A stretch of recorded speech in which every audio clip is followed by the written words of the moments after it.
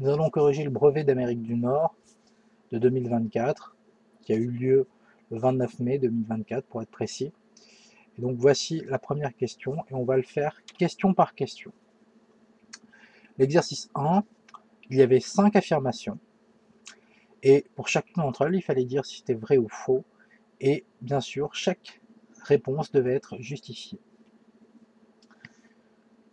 Donc, la première affirmation, voici les prix en euros d'un vêtement relevé dans différents magasins. 12, 15, 10, 7 et 13. L'affirmation A nous dit que la moyenne des prix est de 11 euros et 40 cents ou centimes. La solution est assez simple parce que pour calculer la moyenne des prix, on utilise la formule la moyenne arithmétique qui est la somme des valeurs divisée par le nombre de valeurs. Ici, nous avons 5 prix différents, donc il va falloir diviser par 5 et on additionne tous les prix. C'est-à-dire que ici, vous pouvez voir, je fais 12 plus 15 plus 10 plus 7 plus 13 et je divise par 5, c'est-à-dire le nombre de prix.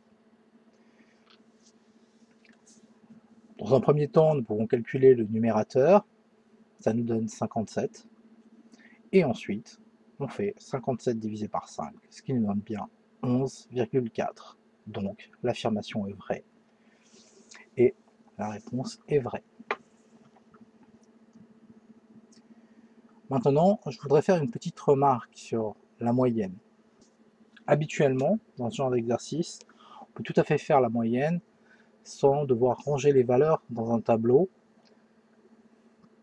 Toutefois, il est assez sympathique de voir la différence qu'il y a avec une moyenne pondérée.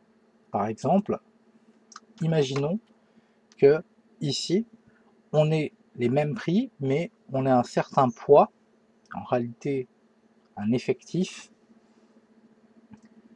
Et par exemple, ici, quand je dis que le prix 12 a un poids de 2, en réalité, ça voudrait dire que quand on a fait notre observation, on a eu 2 fois le prix 12 euros constaté.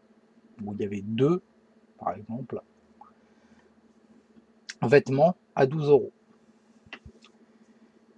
Ici, ça serait plutôt d'ailleurs, par rapport à l'exercice, dans 2 magasins différents, j'ai vu que le prix était de 12 euros. Pareil, en dessous, dans 3 magasins différents, j'ai vu que le prix de l'objet considéré était de 15 euros, et ainsi de suite. J'ai observé une fois le prix de 10 euros, 2 fois le prix de 7 et 2 fois le prix de 13. Comment faire la moyenne dans ce cas-là? Il va falloir faire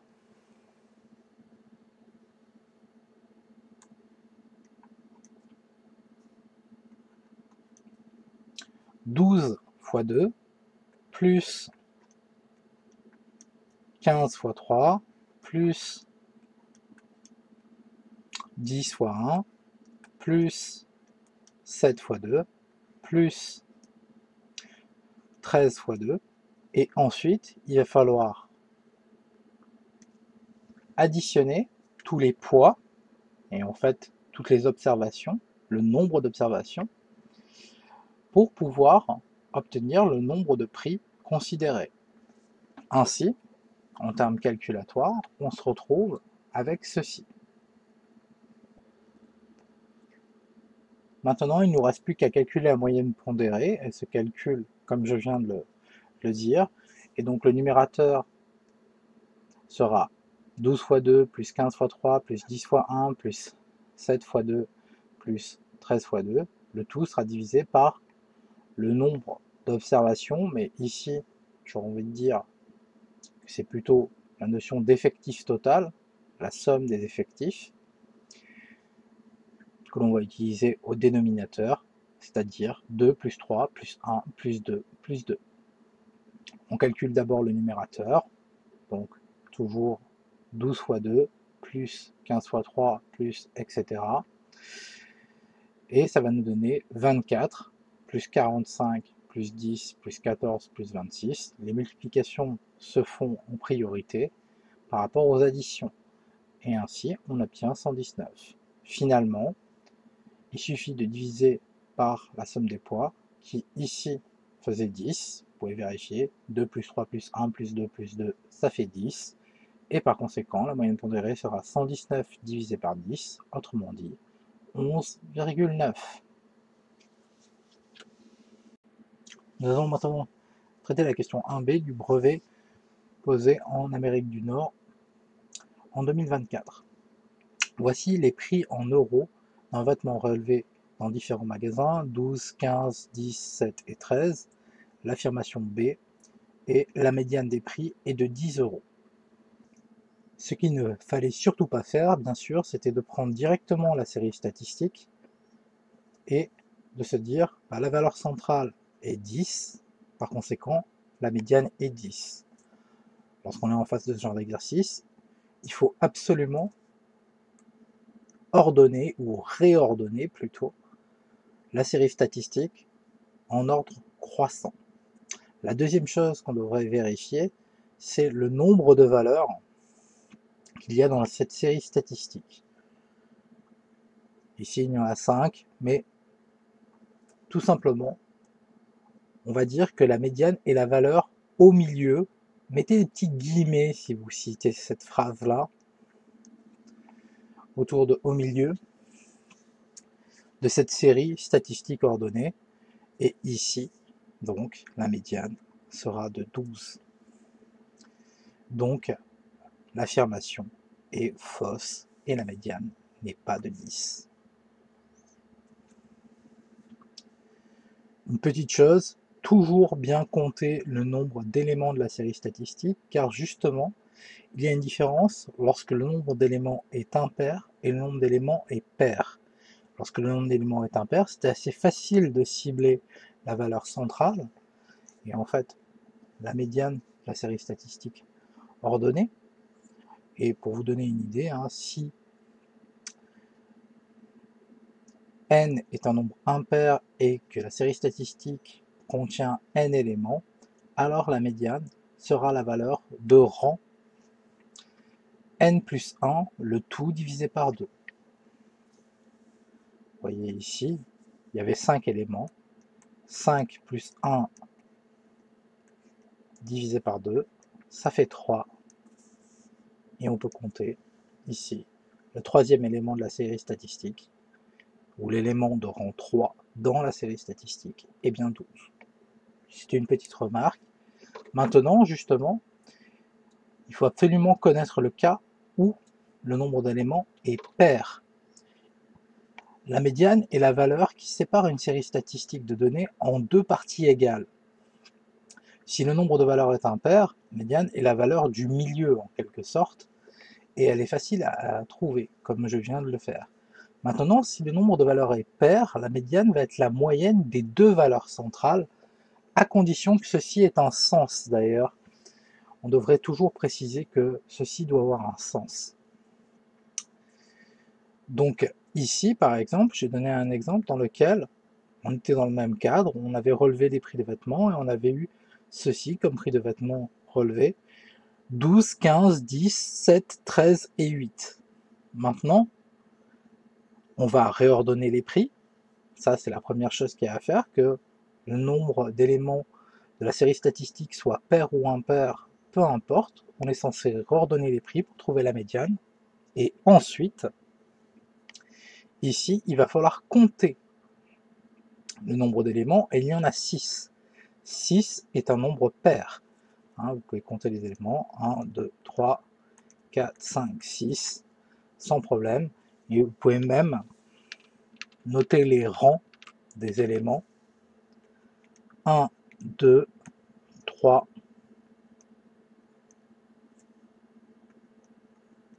4, 5, 6. Par conséquent, on repère les deux valeurs centrales. Ici, c'est 10 et 12. Je vais vous signaler ça en rouge.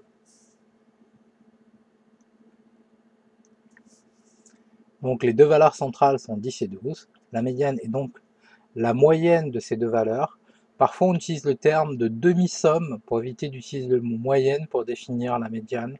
C'est pas très joli du point de vue, on va dire, de la pédagogie.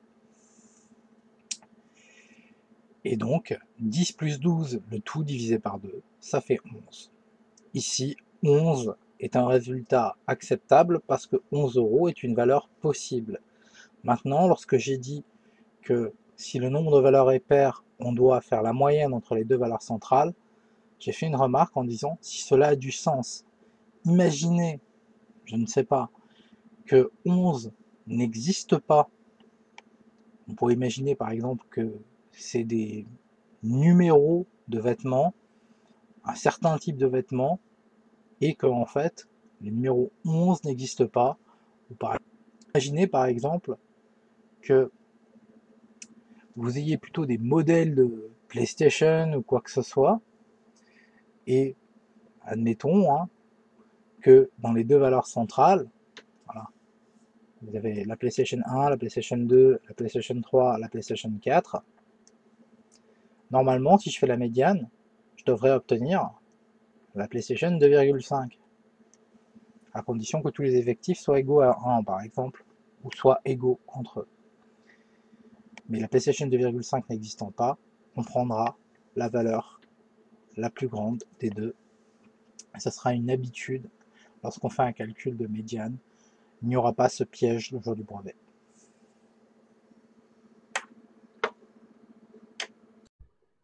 Le but de cette série de vidéos est de faire une correction très rapide du brevet. C'est pour que vous puissiez, juste après l'épreuve, arriver à vérifier si vous avez fait quelque chose d'assez sympathique, on va dire, en termes de rédaction. Mais je vais essentiellement faire la rédaction à l'oral et juste vous montrer les techniques de calcul. Donc, dans le premier exercice, c'est un exercice de statistique. Un opticien vend différents modèles de lunettes de soleil. Il reporte dans le tableur ci-dessous des informations sur 5 modèles vendus pendant l'année 2002. La première question, c'était montrer que l'étendue de ces paires de lunettes de soleil est de 85 €.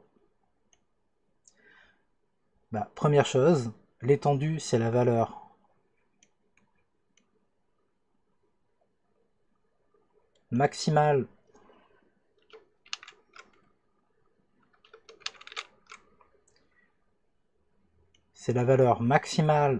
moins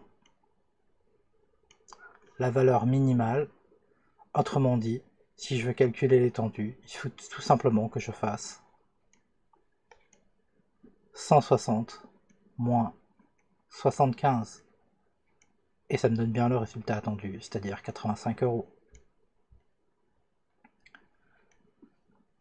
Bien sûr, sur une copie, on attend quand même que la question soit reprise et qu'on fasse une phrase du genre « L'étendue des prix de ces paires de lunettes de soleil et la différence entre la valeur maximale et la valeur minimale des prix, autrement dit 160 moins 75, on fait le calcul et c'est bien égal à 85 €.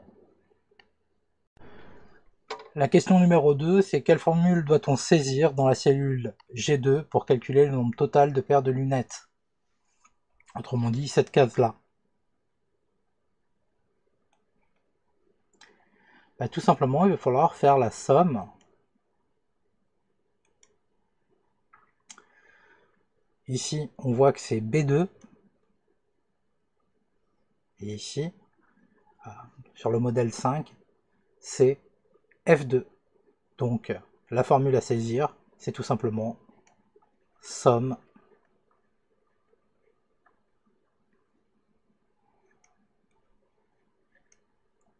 B2 F2.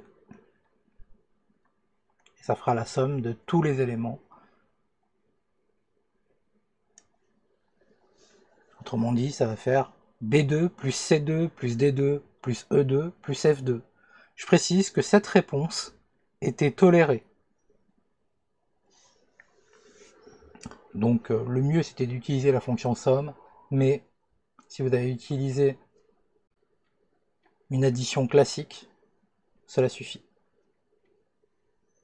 La troisième question était calculer le nombre de paires totales de lunettes vendues en 2022. Voilà.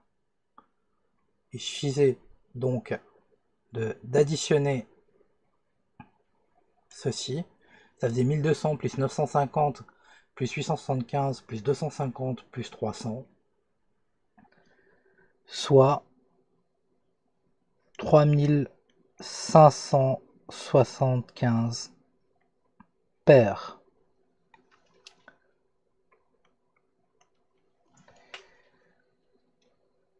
Bien sûr, vous étiez censé faire une petite phrase. Le nombre total de paires de lunettes de soleil vendues en 2022 est de 3575 paires.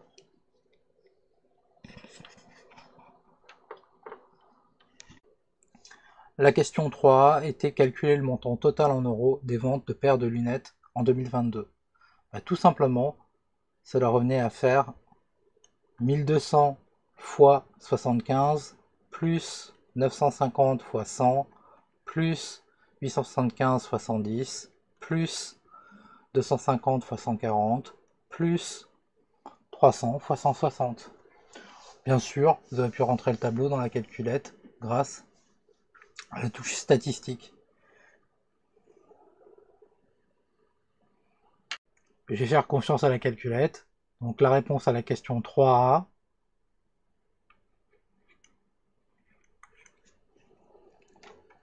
est 364 250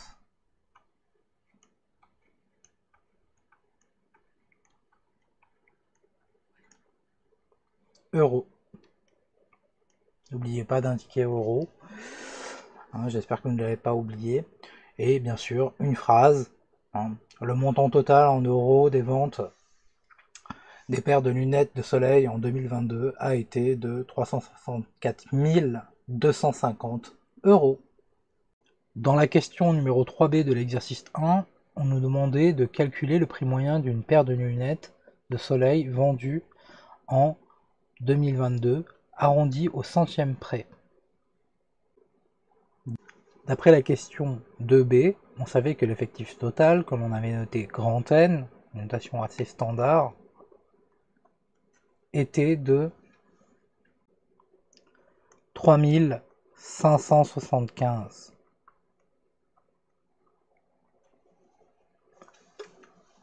Et dans la question 3A, on avait appris que le montant total en euros des ventes de paires de lunettes de soleil en 2022 était de, et je vais le noter T pour total, 364 250. Pour calculer la moyenne, il va tout simplement falloir calculer T divisé par N.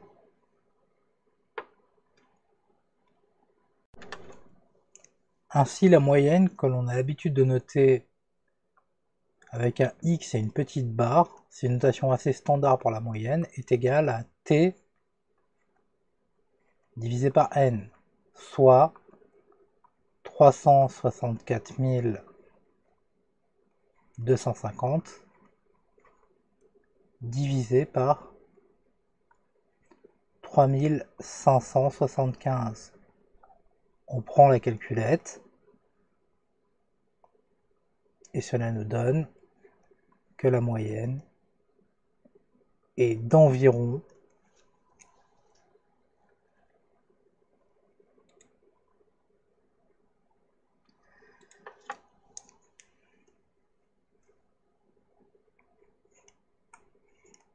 101,888. Ce qui fait qu'en arrondissant au centime, ça nous donne 101,89. Je rappelle que pour arrondir au centime, il suffit de regarder ce qui vient après, les centimes, c'est un 8, donc on arrondit par excès. Et la règle de base pour arrondir est si ce nombre avait été 0, 1, 2, 3 ou 4, on aurait arrondi par défaut à 101,88. Si le nombre ici, donc le troisième chiffre après la virgule, avait été 5, 6, 7, 8 ou 9, on aurait arrondi par excès et par conséquent on aurait obtenu 101,89. Faire bien attention, il faut arrondir par excès, même si c'était égal à 5, si j'avais eu par exemple 101,885, j'aurais mis comme arrondi 101,89.